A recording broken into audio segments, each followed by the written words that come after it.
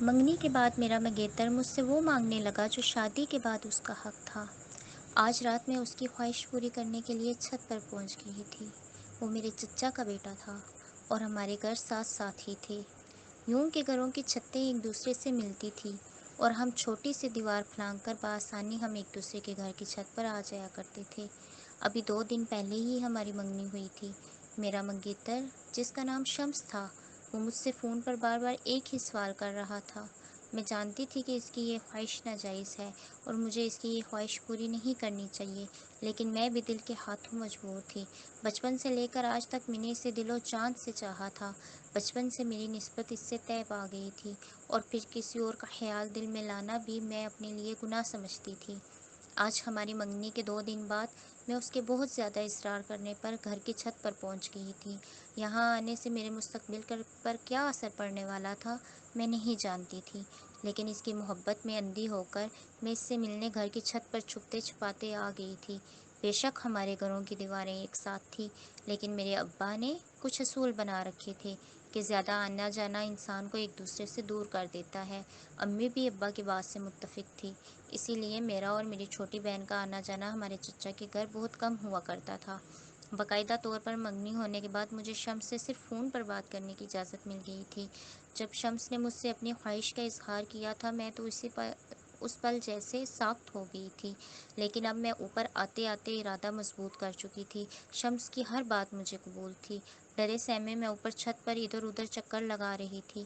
ہمارا تعلق ایک متوسط طبقے سے تھا اور ہمارے محلے میں زیادہ اونچی عمارتوں والے گھر نہیں تھے، اسی لیے مجھے شمس سے چھت پر ملنے کے علاوہ کوئی اور جگہ مناسب نہیں لگی۔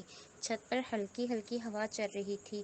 ہمارے گھروں کی چھت پر کچھ گلدان رکھ کر ان میں پودے لگائے گئے تھے جو اس ہلکی ہوا کے ساتھ جور رہے تھے۔ ایک لمحے تو ابا اور اماں کا پیار بھرا لہجہ یاد آ جاتا اور پھر دوسرے ہی لمحے شمس کی محبت جاگ اٹھتی۔ ایک طرف ابا اور اماں کا مان تھا تو دوسری طرف ہونے والا شوہر تھا۔ میں خود سے لڑائی کرتے کرتے اب تنگ آ چکی تھی۔ کچھ دیر انتظار کرنے کے بعد میں نے شمس کو میسج کیا، کہاں ہو؟ میں تمہارا چھت پر کب سے انتظار کر رہی ہوں۔ میں نے ڈرتے ڈرتے اسے پیغام بھیجا تھا۔ نیچے صرف اماں، ابا اور میری بہن شازیہ تھی۔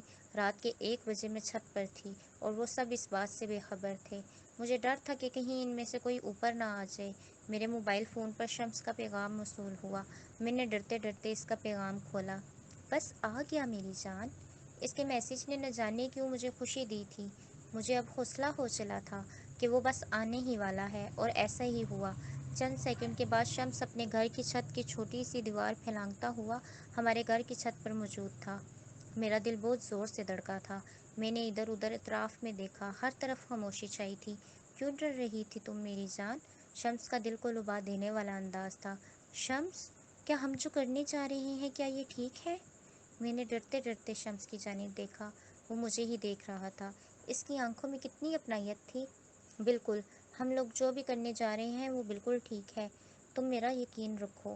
شمس، کیا ہم اس کام کے لیے شادی تک کا انتظار نہیں کر سکتے؟ شمس نے میرا ہاتھ مضبوطی سے تھاما۔ ایک ڈر تھا جو اب ختم ہو چکا تھا۔ دیکھو، شادی کے بعد کریں یا ابھی، کیا فرق پڑتا ہے؟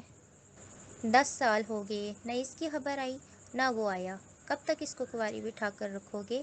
امی کی آواز مجھے کانٹوں کی طرح چبھ رہی تھی۔ میں دن بدن ان پر بوجھ بنتی جا رہی تھی۔ اچھا تو اب کیا کروں؟ کون کرے گا اس سے اب شادی؟ عمر دیکھی ہے اس کی؟ ابا کے تانے نے تو مجھے اور مزید زمین میں دسا دیا تھا۔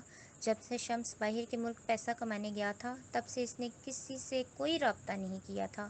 پہلے 5 سال تو امی ابا اس کا انتظار کرتے رہے، لیکن پھر میرے لیے رشتے ڈھونڈنے شروع کر دیے، اور میں جو شمس کی محبت میں اتنا بڑا قدم اٹھا چکی تھی اس کی خبر ابھی تک کسی کو نہیں ہوئی تھی۔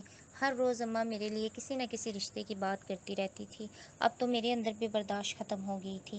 آخر شمس اتنا بے حس کیسے ہو سکتا تھا؟ اس نے مڑ کر جو آپ مجھے دیکھنا بھی گوارا نہیں کیا تھا۔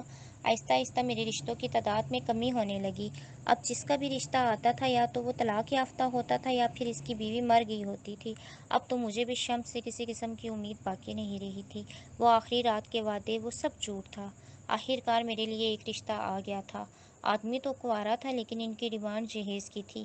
امی اور ابا خوشی خوشی مان گئے تھے کیونکہ وہ جانتے تھے وہ مجھے جہیز دے سکتے ہیں، لیکن انہیں کیا خبر تھی میں ان کی بیٹی ان سے پوچھے بغیر کتنا بڑا گناہ کر چکی تھی۔